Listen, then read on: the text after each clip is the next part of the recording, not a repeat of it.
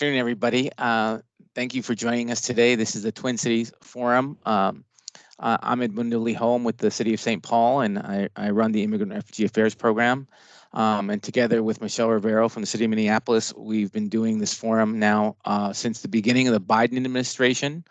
We first started out by wanting to have a place where people could come and talk about the different executive orders and legislation that was being proposed when the Biden administration first came to power, to talk about the immigration issues that might come up and the legislation that was being proposed. But over time, this forum has really changed, and now we address all kinds of issues that impact immigrant and refugee communities in the Twin Cities. We talk about everything from chemical dependency to mental health to funding government programs. So we're here today. A little bit about my office.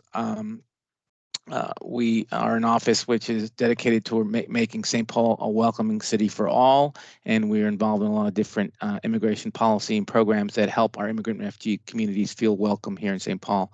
Maybe I'll just turn it over to Michelle for a minute, introduce herself and her office.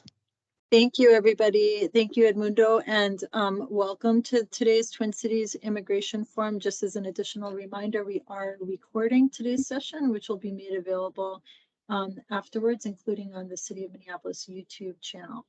I am the Director of the Office of Immigrant and Refugee Affairs for the City of Minneapolis, an office that is dedicated to immigrant and refugee inclusion initiatives, connecting people with resources and working to advance policy proposals that benefit immigrant and refugee residents of the City of Minneapolis. We're very grateful that you all are here today, and we have a robust agenda that includes several speakers, some time for community updates, immigration news updates from the cities of Minneapolis and St. Paul, and some information about upcoming events. We hope you will, if you have updates to share, information you'd like to communicate to this audience, that you'll feel welcome to share the updates that you have. And with that, I will turn it back over to Edmundo to walk through our agenda briefly and introduce our first speakers. Great. Thanks, Michelle. Today's agenda, we have several speakers. First, we have Sonia Lin and Asha Rajani from the Consumer Financial Protection Bureau, who are going to give us an overview of the Bureau. Then we have the Minneapolis Small Business and Labor Standards Pilot Project. Ellen Love from Rutgers University, Melissa Coe from the Main Street Alliance will be here to present on that pilot project. Then we'll be going through some community updates, and then we'll go through some immigration news that has occurred since we last met. We'll be giving you some updates from the City of Minneapolis and St. Paul, and then we'll talk about some upcoming events over the next month, and then we'll bring it to a close and hold some space for people to bring up anything they'd like to talk about or ask questions. So with that being the agenda, why don't we get started? Sonia and Asha, would you like to tell us all about the Consumer Financial Protection Bureau? I would love to, and unfortunately, it's just me tonight or today. It's Sonia Lin from the Consumer Financial Protection Bureau. My colleague Asha Rajani had something come up and is unable to join us, but sends her regards and regrets. We are so appreciative to you, Edmundo and Michelle, for inviting us to participate in the forum today. I'm based in Washington, D.C., and I'm a Senior Engagement and Policy Fellow at the Consumer Financial Protection Bureau, but the Twin Cities are actually near and dear to my heart. I have family there, and we travel all the time to Minneapolis. So it's great to be with this really incredible group of leaders on this call. Today, I want to share a little bit about the work that we do at the CFPB, tools and resources that might be useful to immigrant community members and service providers in the Twin Cities, and really invite all of you to reach out and stay in touch with us at the CFPB, and think about ways that we might be able to work together on behalf of immigrant consumers. For those of you who are not familiar with the CFPB. We're a federal agency. We were created after the 2008 financial crisis as part of the Dodd-Frank Wall Street Reform and Consumer Protection Act. So we implement and enforce federal consumer financial law and make sure that markets for consumer financial products are fair, transparent, and competitive. Basically, our mission is to make sure that consumers are treated fairly by financial institutions through all of life's financial moments, from opening a bank account to accessing a credit card, to buying a car, seeking higher education, planning for retirement, purchasing a home. We have a whole range of tools and authorities to advance our mission. We are a regulator and an enforcement agency. We also conduct research and market monitoring and engage with diverse stakeholders and partners to track emerging issues, identify problems, hopefully as early as possible, and develop resources and tools for consumers. We know that protecting and serving consumers in the United States means understanding the needs and the challenges that face diverse communities.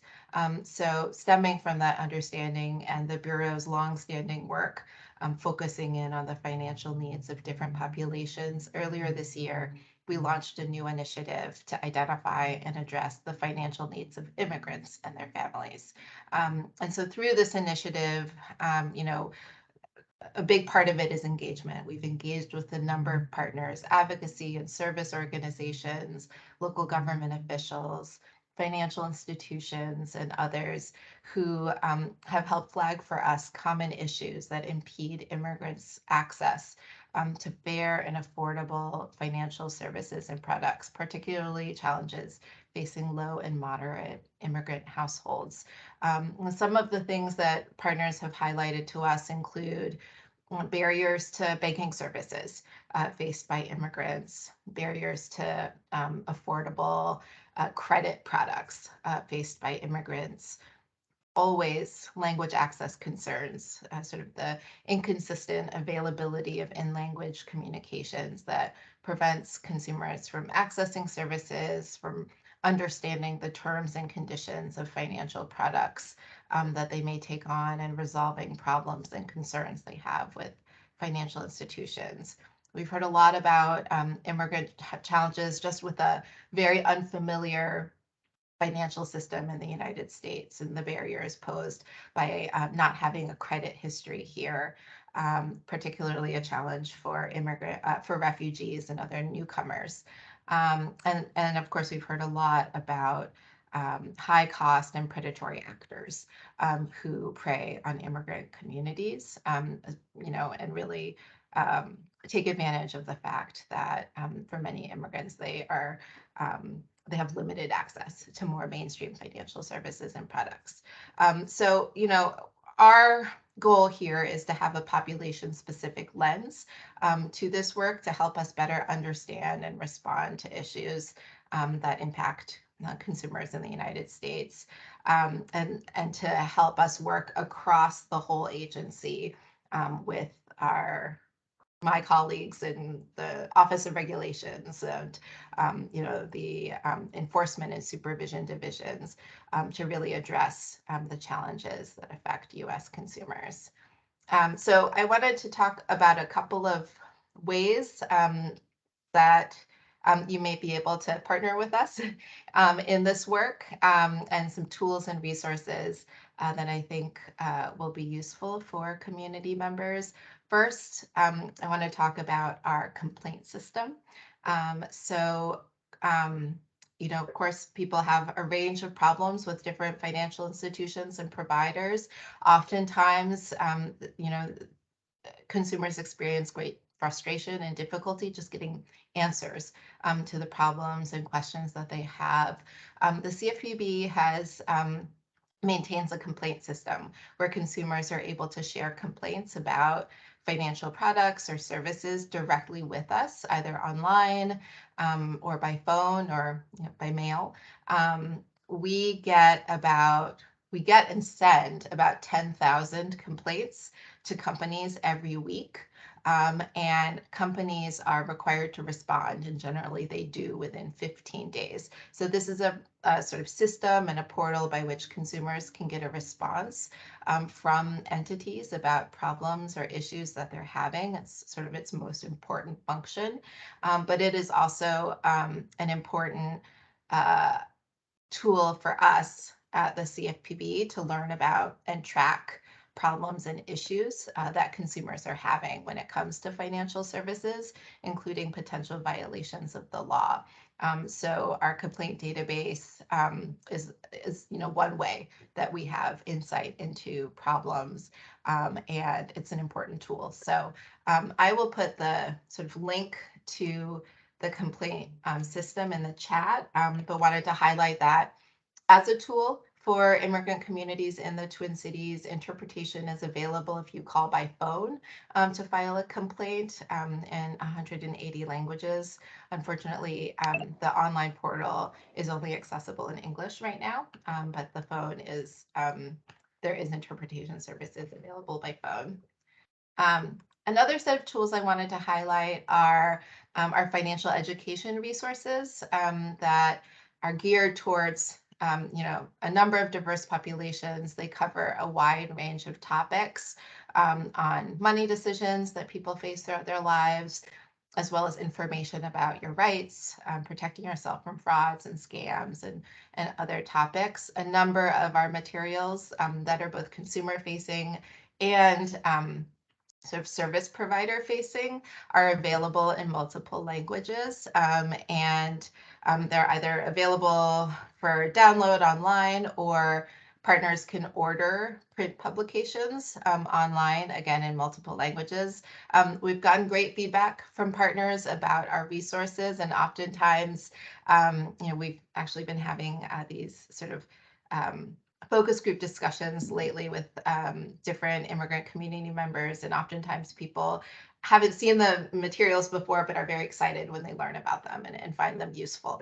So we would love sort of your partnership and letting people know more about them, and I'm happy to put you in touch with colleagues who can point you in the direction of appropriate resources for your needs, and do trainings and presentations as needed.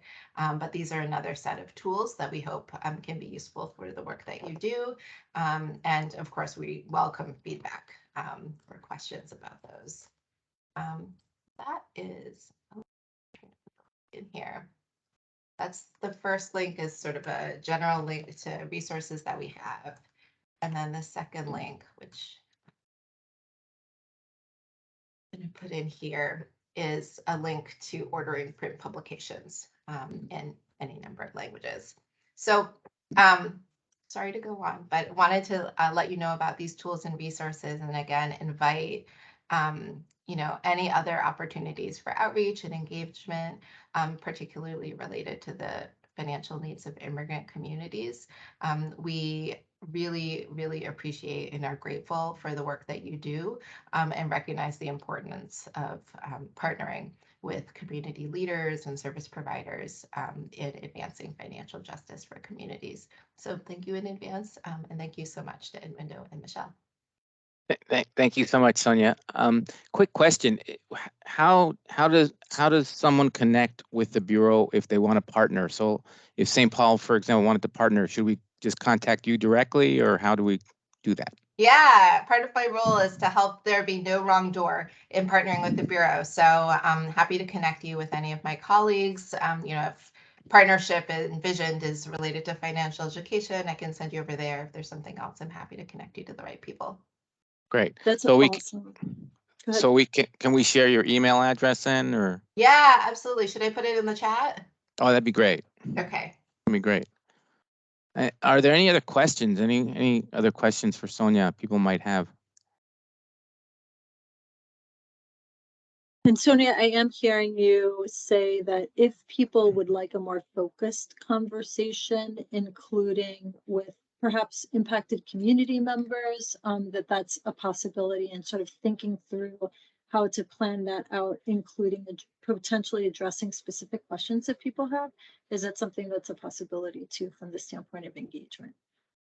Yeah, absolutely. We do roundtables and listening sessions, a variety of modes of engagement. So would be very, very happy to plan something with anybody who'd be interested in doing so, either with advocates, service providers, impacted community members, all of the above. So happy to talk more about that and what would be most helpful.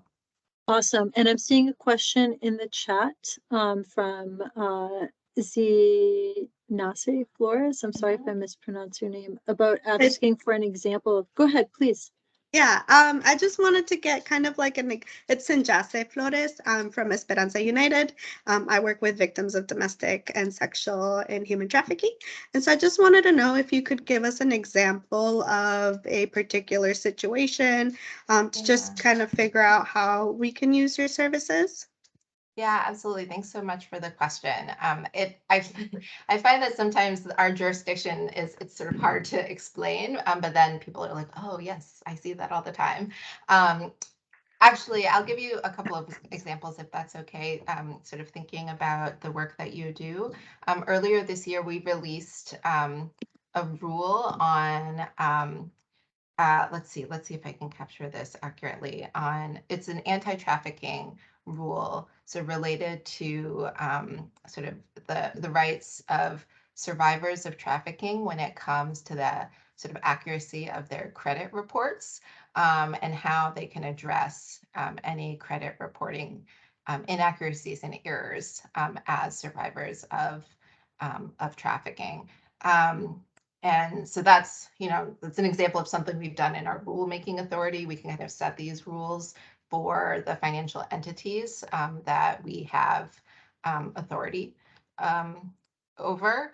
Another example on the enforcement side, we earlier this year brought litigation against MoneyGram, the money transfer provider, together with the New York State Attorney General's office for violations of our remittance rules. So again, we promulgated a rule. It actually was the first rule that we promulgated in 2013 that just ensures basic consumer protections for people sending money abroad, as far as disclosure about what it costs them, how long it'll take, what their rights are when it comes to error resolution, et cetera. And have heard many complaints in our complaint portal and from others about violations of that rule by MoneyGram. So we brought a case against that company earlier this year, which is still in litigation. So that's some of the sort of harder tools that we have. We have a lot of soft power tools as well. We write reports. Our director goes out there and uses the bully pulpit, makes speeches. We bring stakeholders together for convenings.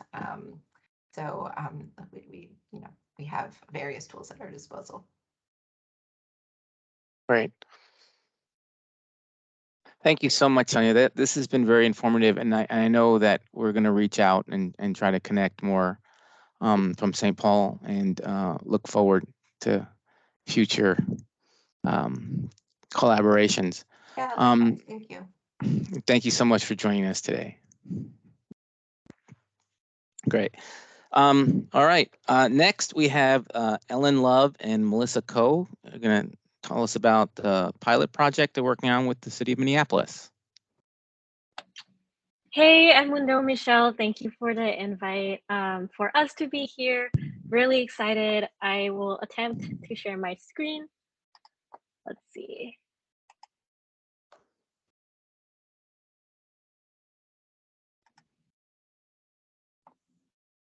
Wait 1 second. If you need a hand with that, let us know. Not sure if the share button appears on the top of your screen or not. Yes, it's like, hey, because you're recording, I need to oh, oops. So I can't share. Do you want me to pull it up? I can try and pull it up yes, instead if it's thank easier. Yep, no problem. I just need to find the presentation. Sorry about that. Let's see. Yeah, it's like, Great. please quit Google Chrome before you share something that's being recorded.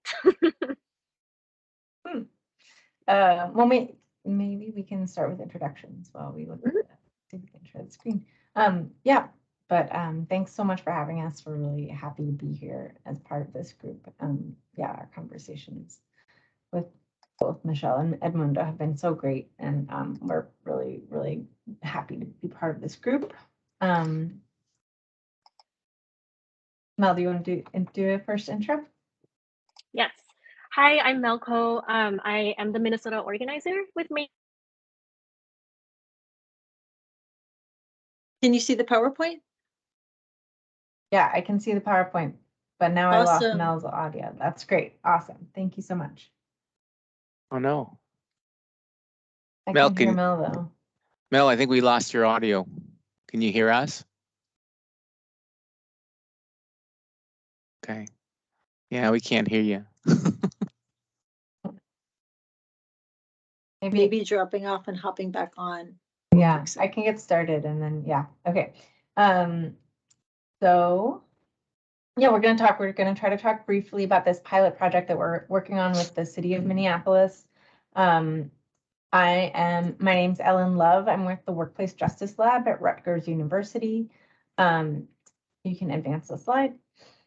And where we come at this project from is that we work on labor standards and improving job quality, working with local governments across the country to improve job quality. So we've worked really closely with the City of Minneapolis, and now we're working with the City of St. Paul as well on the implementation of their minimum wage, earned sick and safe time, and wage theft ordinances.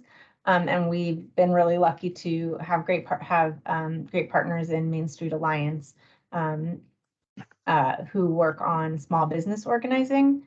And through conversations with Mel, who can now introduce herself, we realized that in addition to the, another strategy for improving job quality in the Twin Cities and specifically in Minneapolis, has to do with supporting small businesses so that they can then in turn support high quality jobs. Just tell me when you want me to move forward. Okay, Mel, I still can't hear your audio. Is still.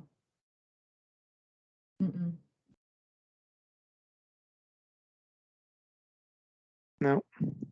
Okay, so I will. Yeah, so we're partnering with the City of Minneapolis, their Labor Standards Enforcement Division, especially Main Street Alliance, our organization, and now we're also working with the Metropolitan Consortium of Community Developers on this project. Next slide, please.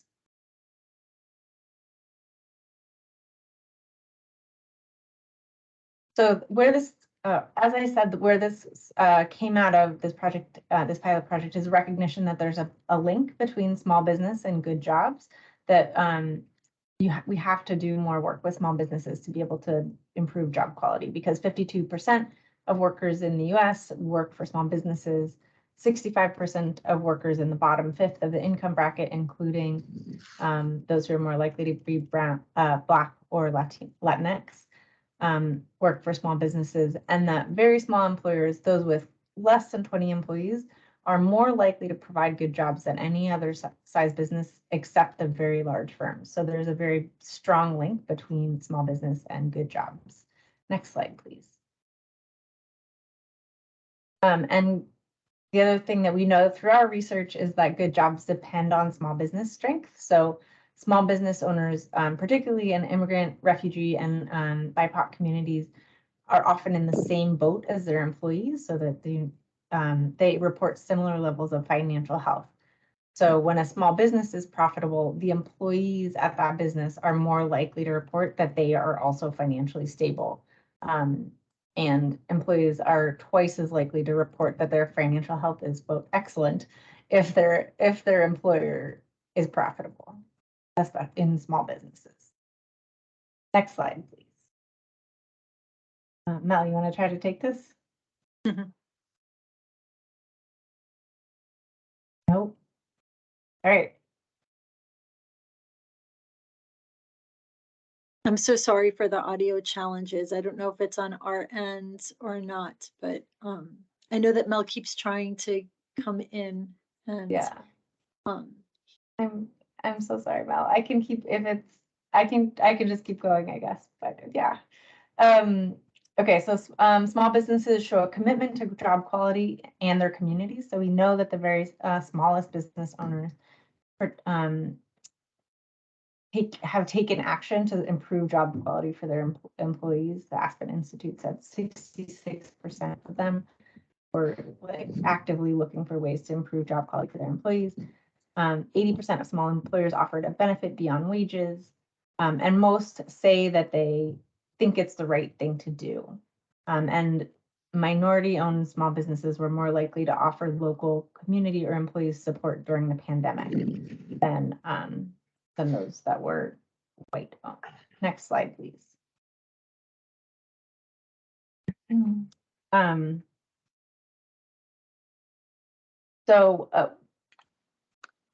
What the challenge that we're trying to address specifically with this pilot project has to do with small business compliance and raising job quality in relation to Minneapolis's labor laws. So there's now a higher minimum wage law, an earned sick and safe time law, and a wage theft prevention law in Minneapolis. And the goal of those laws is really to raise job quality across all businesses. But a challenge for some of the small businesses, particularly those in immigrant or communities of color, is that they may lack capacity and to comply with those laws, due not because of willful non-compliance, but because of a lack of back office systems, a lack of dedicated HR, a lack of bookkeepers, etc. And we've seen that traditional enforcement tools like citations or penalties are coming down hard, are unlikely to be effective in those communities. And due to historical racism and unequal access to capital, those small businesses that lack the capacity to comply with those newer laws are more likely to be immigrant, Black, Indigenous, and people of color owned. Next slide, please. So the question that we started with this project with was, how do we support small businesses in ways that can improve job quality? And we, Mel in particular, I'm so sorry she can't talk about this because she did so much work on this. Oh, there you are. Yeah, go for it. Perfect. I was driving my phone. That was a whole workout.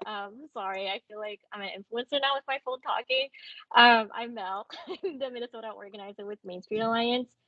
We build small business power with small business owners, self-employed folks, and basically with what like Ellen was saying earlier, plenty of small business owners know these links between employees and our communities and how we're all like one big ecosystem. But that's a huge barrier when it comes to being able to realize that, especially through compliance. So we started out organizing earlier this year to speak to a bunch of small business owners, community partners, while Rutgers has taken on interviews with academics, with city officials in Minneapolis to understand what are those top issues that folks face when it comes to labor compliance, and what can we do about it. Next slide, please. So in August, all of that conversation basically culminated in a roundtable alongside our research work that has been done for a few months. The roundtable is a convening of different stakeholders in the city. We have small business owners from different sectors, different identities, and different geographic areas in Minneapolis. We have the community partners that work with small businesses.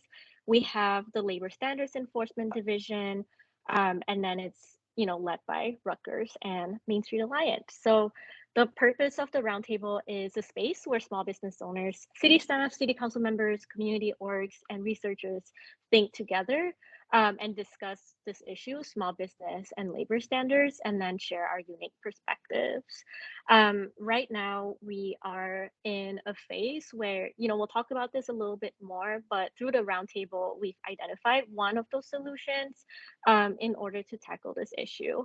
So this roundtable space is really open to small business owners, to community folks who work really closely with small businesses, who are also interested in small business and labor issues as well.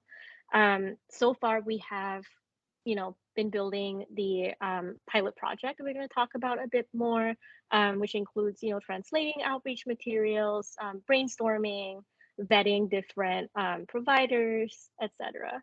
Next slide, please. So one of the interventions projects that we were talking about is the back office systems pilot project, and the idea for this is to subsidize payroll and bookkeeping services to support small businesses in accessing that capital, which would then address labor compliance through their small business. Through seed funding from the city, specifically Councilmember Koski, we are subsidizing this in the pilot with the goal of setting small businesses up for success to address more opportunities. We're getting data from our anecdotal data, which includes like organizing conversations, and then statistical data from research to show that the vast majority of small business owners want to support their employees in their workforce, but don't have the tools to do so. And so the ultimate goal for this project would be to address those challenges, especially for small business owners that have been systematically disenfranchised and marginalized, set them up to be more efficient employers and achieve more compliance while providing tangible support for these small businesses to access more capital. It is really a first of its kind opportunity to address both labor compliance and small business challenges through back office capital access services. And we are also interested in providing longer term mentorship to set folks up for success. We want to reimagine what holistic and collaborative small business support and labor enforcement can look like in Minneapolis and beyond. Next slide, please. And right now, because it is a pilot project, we are trying things out. And so we are planning to open the application portal will be open this month. For the first pilot, we will be targeting folks that are obviously running their businesses in Minneapolis, but also have at least 1 year of business experience. We have a preference for roundtable participants, for restaurant food service folks with at least 1 employee, up to 15 full-time equivalent employees, retail up to 10 full-time equivalent employees, geographic areas of underinvestment as defined by MCCD, BIPOC and immigrant-owned businesses, as well as small business owners that will agree to a number of bottom lines when it comes to compliance and job quality, with our support to get there. And then I'll pass it back to Ellen. Yeah, and I'll say just on the preferences in terms of restaurant and retail industries, like I just want to stress that those are preferences, that there's openness to other industries if you know of other small businesses that could benefit from bookkeeping or payroll support. Those are sort of the priority industries, but they're given space, there could be opportunity for other small businesses, particularly those that are immigrant or BIPOC owned, or in those geographic areas of underinvestment. So next slide, please. We're excited about this project. We think that it has the possibility to kind of answer this question of how to support very small businesses whose the reason that they may not be complying with these new laws has less to do with trying to exploit their workers and more to do with underlying capacity. And we're excited to bring together small business support with the compliance work. And we think that the target of this pilot really ends up being the businesses where we have seen a lot of violations of minimum wage or paid sick and safe time laws that we think come from that lack of basic capacity. So this graph just shows the number of complaints coming into the Minneapolis's Labor Standards Enforcement Division, and you can see it particularly on the right, the paid sick and safe time, and then at the top of that chart, the number that come from accommodation and food services. Many of those are from very small restaurants. So this is really we're hoping to be able to provide some support right in there, and we're hoping to get the word out through you and through other groups about this potential pilot. And next slide, please. Another thing that, reason we're excited about this idea is that back office support, in addition to supporting compliance, also combats the systemic challenge of access to capital. Back office support provides the records that immigrant businesses and BIPOC-owned businesses often lack when they're trying to access loans. Systemic racial gaps in formal education make it harder to access accounting support and compete for loans. And we think that providing basic bookkeeping service and payroll service will allow businesses to provide sort of the standard financial records and documents that are required to get loans. So we hope that we are both heading towards labor law compliance and also supporting growth in the long run. Next slide, please. And then just to say that there are already many great resources for small businesses in the city of Minneapolis. We see this pilot as being sort of the orange in this picture that we're adding some pieces where we see gaps in the small business support sort of ecosystem in the Twin Cities, particularly around, as we mentioned, the bookkeeping and the payroll. But there already are programs through the city small business support team that provide legal support, business plan support, marketing, women and minority-owned businesses through the city, and lease support. So there, we understand that there's already a lot out there. We're not trying to recreate the wheel where it already exists, but we hope we can sort of plug some key gaps. And next slide, please. Just to wrap up, we have our contact information here with our email addresses. Let's see, there's a few things. If you know of any businesses who might be interested in the project, as Mel mentioned, the application portal will be open towards the end of this month. We would love to be put in touch with anyone you think might be interested so that we can make sure to get that application to the right people.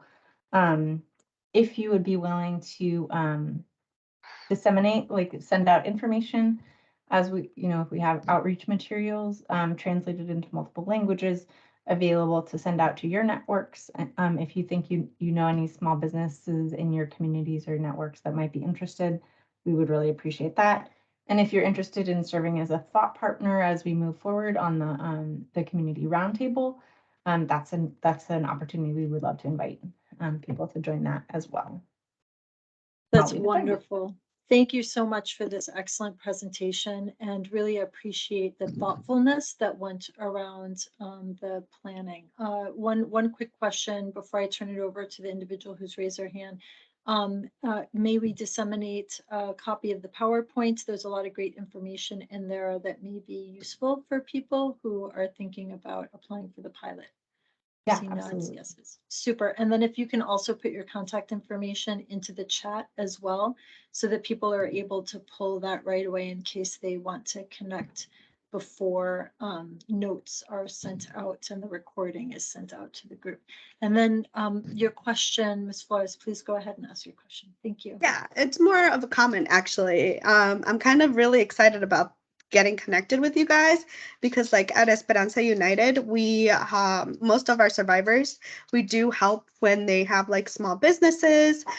We do help support them, and we even have a Latino Women's Expo that we do every year, supporting a lot of the Latino community, especially survivors who are starting their businesses. So I will be reaching out, just so you know. Wonderful. Thank you so much. I thank you, Michelle. I have one other question. So is this program just for for-profit businesses, or can nonprofit businesses participate? Just for profit. Yeah, at the moment, that's our focus with this, this initial pilot project. Although we've now heard that question a number of times. So, if we can, get additional funding and make this turn it into an ongoing program, hopefully we can revise that in the future. Great.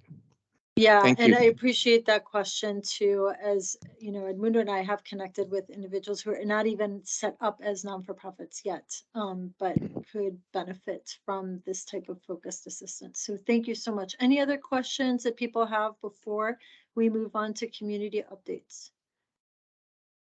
I just had a quick sort of comment. Main Street Alliance, when we started out organizing in Minneapolis, it was really because there was a gap in a small business voice around these policies like earn sick and save time and a minimum wage.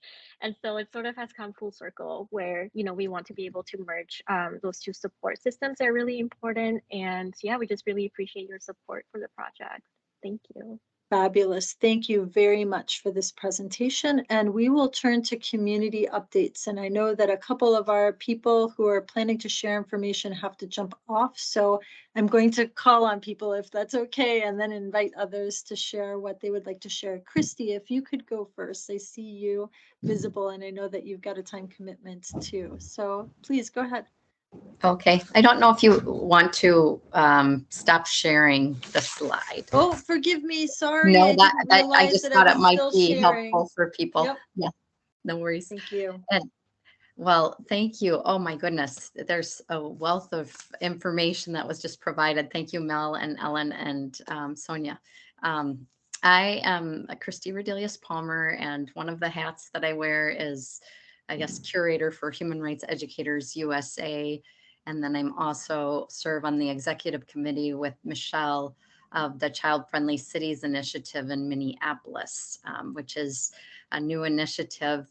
And I'm not sure, Michelle, have you presented to the group already about Actually, CFI? a couple of months ago, Anne DeGroot and Leo Geronimo presented information about the Child Friendly Cities Initiative. So Oh, yes, that information has been presented to the group.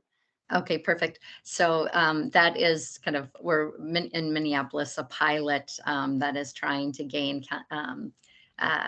candidate status for this Child Friendly Cities initiative with UNICEF. So one of the things I think Michelle wanted me to share was we've been doing, have one of our groups areas focusing on child rights learning and teaching and education. And so the hope is that we really want to engage young people as well as adults in thinking about how we really bring the Convention on the Rights of the Child or children's rights into our work, how it's already potentially embedded already in many of your work with youth engaged processes. But we are really working to try and think creatively about how we can support those initiatives, both in Minneapolis and then in my hat nationally. So coming up on November 20th is the World Children's Day.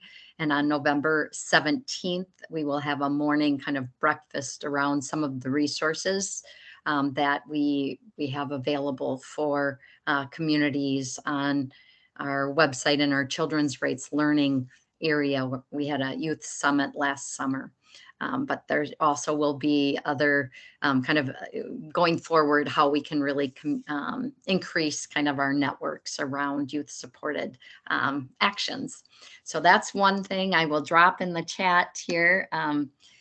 We have this coming Monday, a resource on ending gun violence. So we have a training as action series that we provide. So on Monday, there will be kind of listed from Amnesty International tools for addressing issues within communities and how we can bring that into the health and well-being of our communities too.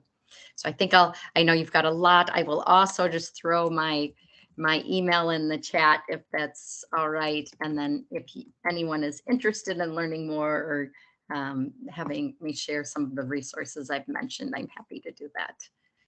Fantastic. Thank you so much, Christy. And as we're moving through updates, if people have questions that they want to drop into the chat or want to raise your hand with a question, please feel free to do so.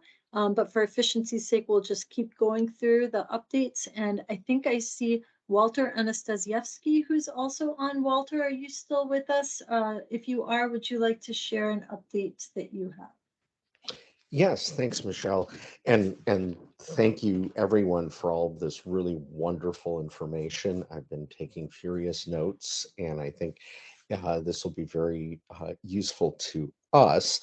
I represent the Ukrainian American Community Center in Minneapolis, and we've been around for a long time, but our focus right now is on assisting recent Ukrainian refugees. And we're really acting as a hub for all sorts of services. So last night, for example, we had a very successful immigration legal forum that Michelle and Edmundo put together. And that was just an incredible success, both in terms of turnout, information, and now getting feedback that we want another one because people who aren't able to make it want to get that information. We also work with resettlement agencies, so they come to our location every Friday and have open walk-in hours. As well as Minnesota Department of Health does that for TB screening, for initial physicals, and also assistance with health insurance questions. And we also do a series of community orientation workshops. We're doing that through the International Institute of Minnesota. Right now, we're doing a series that's focused on finance.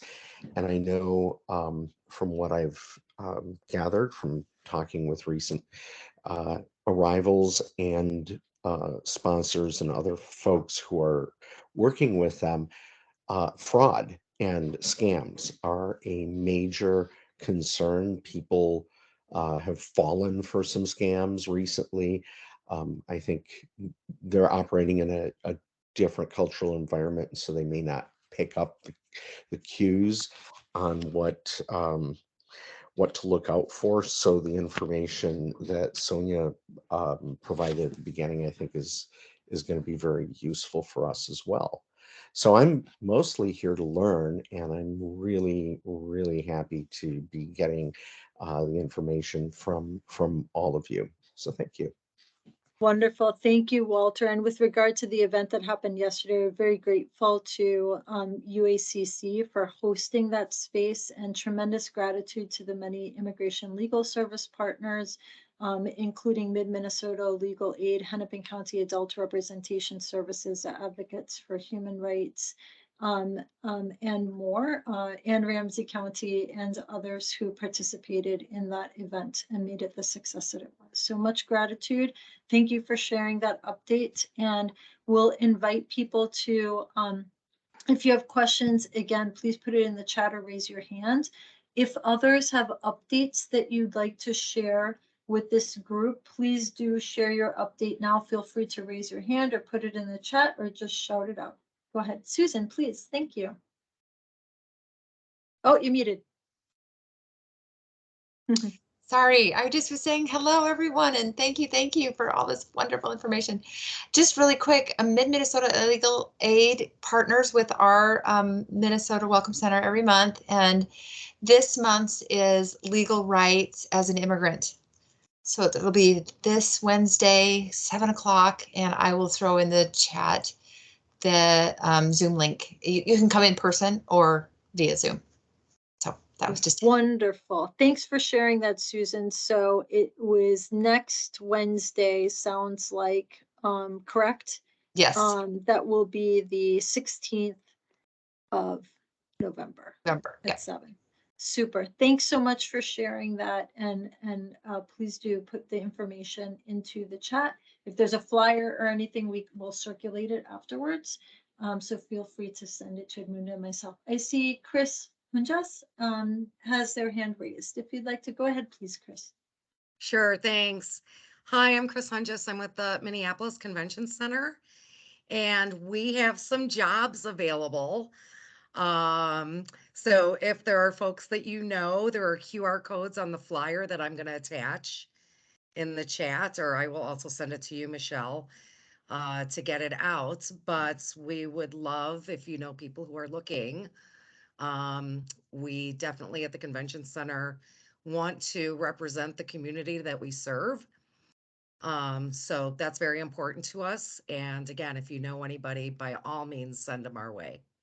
Thank you. That's awesome, Chris. And given that we've got internal and external people, for some reason, it's a little challenging to upload a flyer in the chat. If you have the capacity with Adobe to like copy and paste as an actual message, that's one way. If there is a link or a website that you'd like to put in the chat that has these jobs available, so people are able to pull it right away, feel free to do that or share your email address.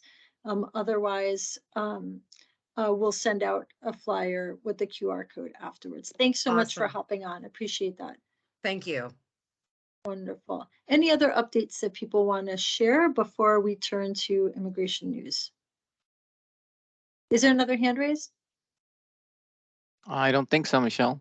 I don't see anybody else's hand raised. All right. Can I turn over to you then, Edmundo, for the immigration related updates? And I'll put links into the chat for people. Sure. Okay, immigration updates this month, as we're going to cover. First, the federal government announced on October 21st that they were opening up TPS for Ethiopia. The United States has recognized ongoing armed conflict and extraordinary and temporary conditions engulfing Ethiopia, and DHS is committed to providing temporary protected status to those in need. So any individuals from Ethiopia that have been residing in the United States, I believe since October 20th, will be eligible for TPS. We'll put the link in the chat for information from Department of Homeland Security, USCIS, on the designation of Ethiopia for temporary protected status for 18 months. Yep. And can I just mention with regard to that announcement, we are still waiting for information on how people can apply for TPS. So as soon as that information becomes available, we will share, but want to make sure it's on people's radars that the government has designated Ethiopia for TPS. Go ahead. Thank you. Great. Thanks, Michelle. Also, I think we may have shared this last month. I don't recall that the government has also opened up humanitarian parole processing, a process for Venezuelans that allows Venezuelan nationals and their immediate family members to come to the United States and receive humanitarian parole for up to 2 years. It is a program that is similar to the Unite for Ukraine parole process. It's open to people who come from outside the United States and enter the United States. It's not available for people who are in the United States currently. I know there is TPS for Venezuela, but that the TPS dates date back quite a way, so there is a gap. There may be some people here who don't have either parole or a temporary protected status. We raise that because anecdotally, Michelle and I have been hearing from many community members, and we understand that there are significant numbers of Venezuelans coming to the Twin Cities. So, Yep. And also want to share that we are co-hosting space in community to connect with Venezuelan community members, with people who are working with Venezuelans, with Venezuelan community leaders. And our next meeting will take place on next Wednesday, November 16th from 6 to 7 p.m. It's virtually. If you're not able to join because you have another commitment, but would like these meetings on your schedule, please don't hesitate to reach out to Edmundo or myself. Also want to share that we want to make sure that people have information about the Office of Financial Empowerment and highlight that these parole programs result in a situation where there is a unbalanced power dynamic between the petitioner, but between the sponsor and the beneficiary, and want to make sure that beneficiaries who are arriving here are aware of resources in the event that that relationship becomes problematic. So please don't hesitate to reach out to Edmundo or myself. as resources if issues relating to the parole program are coming to your attention and need to be escalated to other offices that that exist in our cities. Thank you. Turn it back over to you, Linda. Thanks, Michelle. And specifically with regard to the Ukrainian program and the Venezuelan program, we have heard things that quite frankly do worry us, because we've heard about people being charged by the sponsor for sponsorship. We've heard about other types of kind of abuse issues once the people arrive, and the sponsor is wanting money. They want to take over some of the public benefits. So those kinds of complaints can be directed through both of the cities, and we're looking to find ways to help people address those complaints and find places to make sure people are safe and can continue to keep those people who arrive safe. So we're very interested in hearing about those types of complaints and looking to provide people with resources to address those issues. Also want to just discuss briefly TPS and the Ramos decision, or the Ramos litigation that was pending. The ACLU out of Southern California with the National Day Labor Organization Network and the law firm of Sidney and Austin filed a lawsuit in federal court at the end of the Trump administration because the Trump administration had terminated TPS for, I believe, 4 countries, and it did so in a manner that was abrupt and really left about 300,000 people living in the United States without status and having to possibly leave the United States pretty quickly. They filed a lawsuit trying to protect those individuals. I believe the countries were El Salvador, Haiti, Nicaragua, and Sudan. I understand that the Biden administration has extended TPS for, I believe, was it Haiti and, do you remember the countries, Michelle? I know that the ones where people may be in a situation of instability include El Salvador and Nepal. Nepal, right? Yep. That's right. Yeah. And so we want to just bring that to people's attention and discuss the possibility of what things can be done, what advocacy might be necessary. I see that Jenny has her hand, has a question or comment. Hi, everyone. I'm Jenny Stoll-Paul from the Immigrant Law Center, Minnesota. And I just wanted to share that this afternoon they did announce that they will automatically extend TPS for the 6 countries, El Salvador, Haiti, Nicaragua, Sudan, Honduras, and Nepal. And it will be published in the Federal Register on the 16th of November.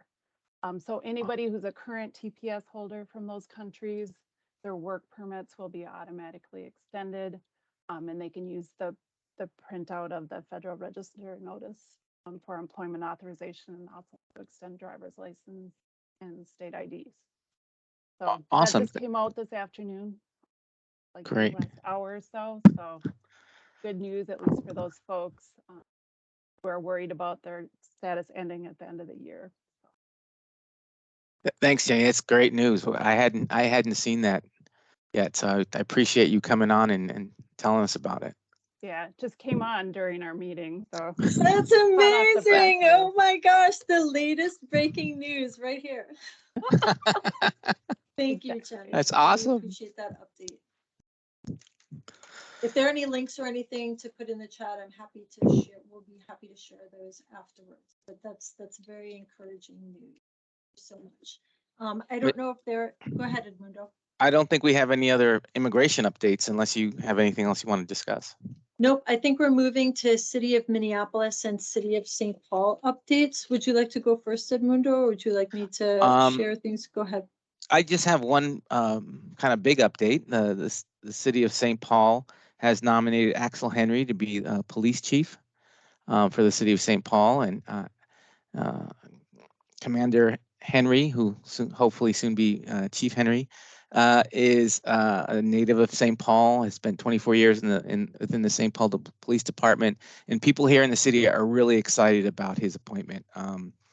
you know, he's very committed to the community, very involved in the community, and his work is data driven, and he's a very creative and innovative law enforcement officer, and we're really excited to have him as our new chief. So just really excited about Commander Henry, or soon to be Chief Henry, hopefully.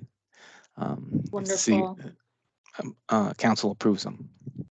That's wonderful. And on the Minneapolis side, Minneapolis has, the city council has sworn in police chief at City of Minneapolis, also Brian O'Hara, who was a deputy mayor of Newark, New Jersey, and also has a long career in law enforcement before starting to work for the city. So really excited about the selection of the new police chief, and the fact that he's been sworn in too, in City of Minneapolis. I'll also share a few additional updates.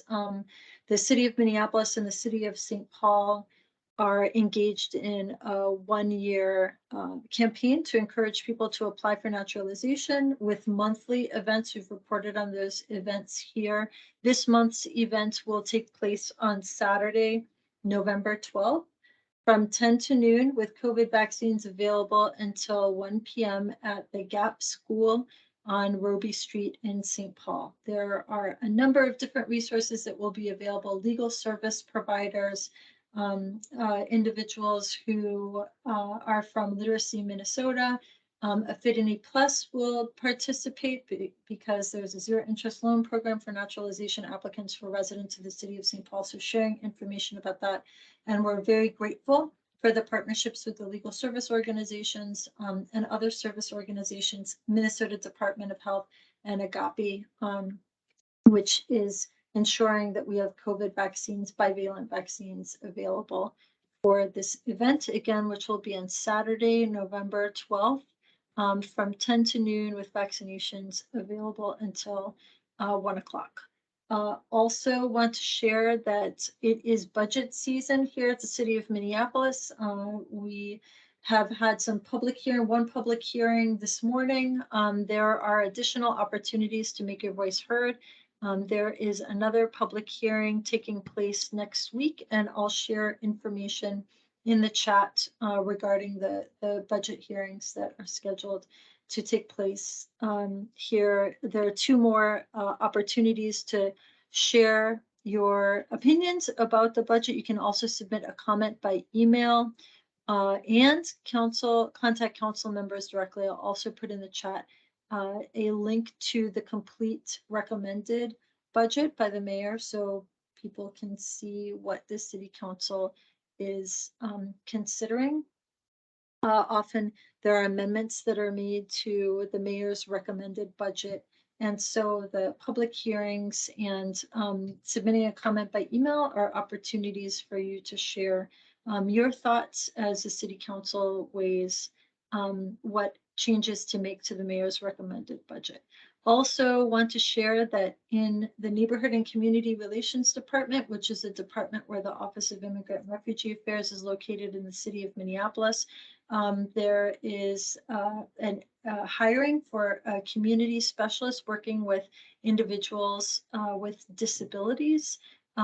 This position is responsible for supporting the city's community of individuals with disabilities by ensuring that city programs, services, activities, and projects are accessible to individuals with disabilities and comply with federal requirements. The position also oversees compliance with Title II of the Americans with Disabilities Act, and works with all departments to identify and remove barriers to ensure equal access to city programs, services, and activities.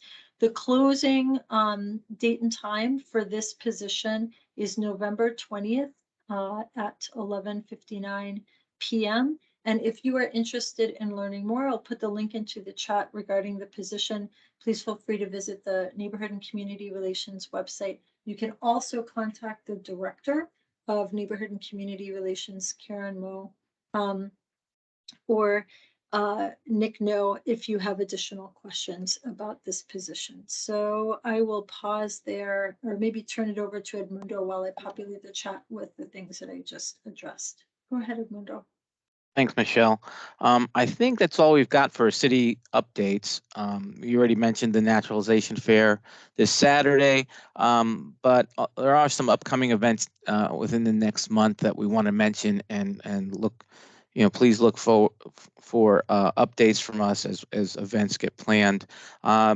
This year, December 10th is Human Rights Day. Then on December 18th, it's the International Migrants Day. Human Rights Day this year, I believe, is the 75th anniversary of the passage of the Declaration of Human Rights. And we'll post a link for more information about Human Rights Day. International Migrants Day was started in 1990 by the UN. The Assembly adopted the International Convention on the Protection of the Rights of All Migrant Workers and members of their families who migrate to different parts of the world, and that more events will be upcoming as we continue to plan events for both of those days in the month of December. And we do invite people to connect with us and collaborate on these events and recognitions of those days. And we do have a weekly meeting that is scheduled for, I believe, Wednesdays at noon. Is that right, Michelle? Yep, Wednesdays at noon. Noon, Correct. right? And it's open to people who might be interested in collaborating on planning for celebrations of both Human Rights Day and Migrants Day this year in December. And if you are interested, you can contact Michelle or myself, and we'll put our emails in the chat about the meeting on Wednesdays. And with that, Michelle, I think we can wrap it 20 minutes early today. Yep. So Unless there are thank you very questions. much. Yep. If people have any questions, let us know. All right. I thought we were going to be running late, and we're actually early, which is really exciting. So we always invite people to reach out to us if there are topics you would like to discuss, information you'd like to bring, if you'd like to present at a future forum, please do connect with Edmundo or myself. The next Twin Cities Immigration Forum will take place again on a Thursday, December 8th, from 4:30 to 6 p.m. So if the invitation is not yet on your calendars, we'll forward it to you. We'll send out an agenda, hopefully in the week before the next forum. And if you or someone you know are interested in having this invitation appear directly on your calendar, please don't hesitate to reach out to us, and I will put my information in the chat. And Edmundo, if you want to do that too before we wrap. Sure. And I would just add that we moved this meeting to Thursday because last Tuesday was election day. And then we moved next month's meeting to a Thursday because that following Tuesday is actually the middle of the NIC, the National Immigrant Inclusion Conference. And anyone who we felt a lot of people will probably be attending. I know I'm attending. I think Michelle's attending, and several people from both cities will be attending. So given that we won't be around, we moved it to that Thursday before. Yep, and just put some information about the NIC in case people want to pull it and learn more. An incredible conference that takes place annually that brings together a variety of different participants in immigrant and refugee inclusion initiatives, from government to community-based organizations, libraries, and so many more. So please feel free to pull that link from the chat as well. Thank you so much for spending your evening with us this evening. It's always a pleasure to host these meetings and share information with you and learn from you. And we hope you have a wonderful evening. Thank you very much, everyone. Thank you, everybody. Good night. Have a good night. Thank you. Thank Good you. night. Thank you. Thanks, Good night. guys. Thanks, everyone. Thanks, Jenny. Thank you. Thank you. It really is nighttime now.